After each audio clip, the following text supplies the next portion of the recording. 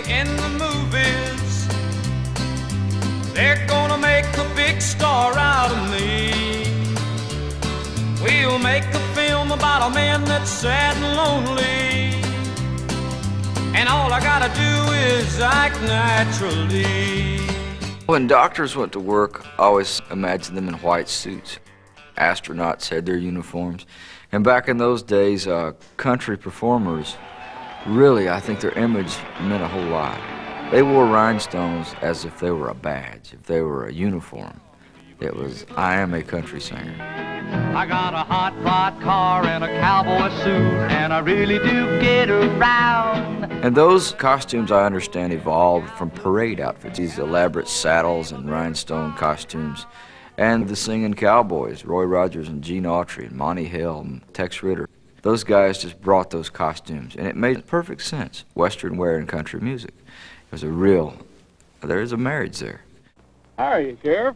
When Gene Autry and Roy Rogers started making movies, they wore pretty simple cowboy outfits. They were clean. I mean, you know, Gene never got his hat dirty. But they got progressively more and more flashy. And then the rumor has it that the head of Republic, Yates, went out to New York and saw Oklahoma, and he said, I've got to dress my cowboys like that. And that's where Roy Rogers started to get the ultra fancy outfit. I started making personal appearances after I got known, and I got to play in these big Madison Square Garden auditoriums. When they'd introduce you, you'd come out, you look like a little dog, you're so far away from the cameras.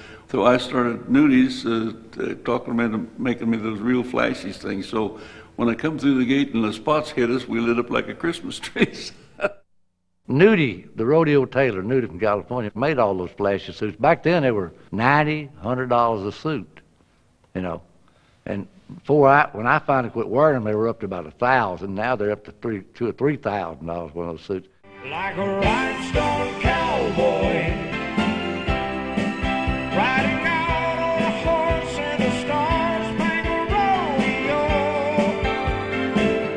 Like a rhinestone cowboy. When you come on stage and the lights hit you and the fans, you can hear them, ooh, you know, and it's a wonderful feeling. Nudie's protege, Manuel, keeps up the tradition in Nashville. As Manuel told me, Terry, only you can wear this color. He said, Manuel, for $5,000, anybody can wear this color. Manuel has designed outfits for many of the top country stars. First off, Johnny Cash. You put him in black, didn't you? That's right. You know, I put him in black, but, you know... He was really a yellow kind of guy, and you said, no, Johnny, yellow's not for you. I mean, we all agreed that he was going to have a black suit. So he says, why don't you make me about 6 more suits? I think this one worked pretty good. So I sent him 6 black suits. He says, they're all black. I said, well, you look so good. It's always a great feeling to come to Manuel's and pick up a new jacket. For me, actually, it always means... an award show or another #1 party or something pretty substantial. I'll have to say during the slow days I didn't get to see Manuel near as much as I would have liked to, but we're kind of making up for it now, and Manuel is truly a great artist also. You know, we write the songs and we play the music. Manuel fixes our clothes. Manuel said once that the status of an artist is measured by if he can wear Bo Riddle boots and Manuel jackets. Bo Riddle is known around the world for the beautiful boots he designs. We have people who come up to us, collectors, and want to buy our boots right off our feet. My wife has a pair that I made. We were in Elko, Nevada to a cowboy poetry gathering. We call it the Indian Princess boot. It has little gold earrings. She has a real fine fringe. The feathers in her hair are 3 different microscopic pieces of leather. The horse is the mane and the eyes and everything. The little teepees, the little doors open up. Probably the person that uses more colors than anybody else is Marty Stewart. I've made him 9 or 10 pair. I remember Porter Wagner's old TV show. The opening shot was the rhinestone heels on his boots.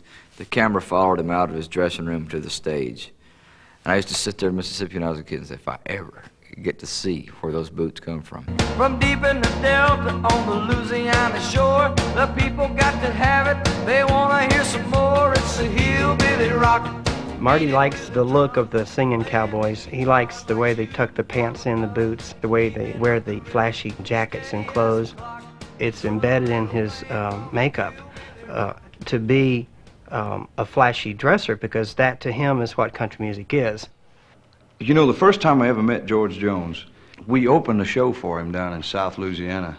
I mean, I was 13, 14 years old, and George Jones walked in. He had a pair of baby blue cowboy boots on. And that was the first thing I saw when he walked in. And I mean, I was amazed at those boots. And all I could think of was to ask him about the boots, how much he paid for them, where he got them, and everything, you know. So now I have boots made to where that's the first thing a kid's going to look at, because it left such an impression on me when I met George Jones that I decided to make all my boots to where kids will walk in and see them, and they'll remember me for the rest of their life. Maybe not for my music, but they'll remember those boots.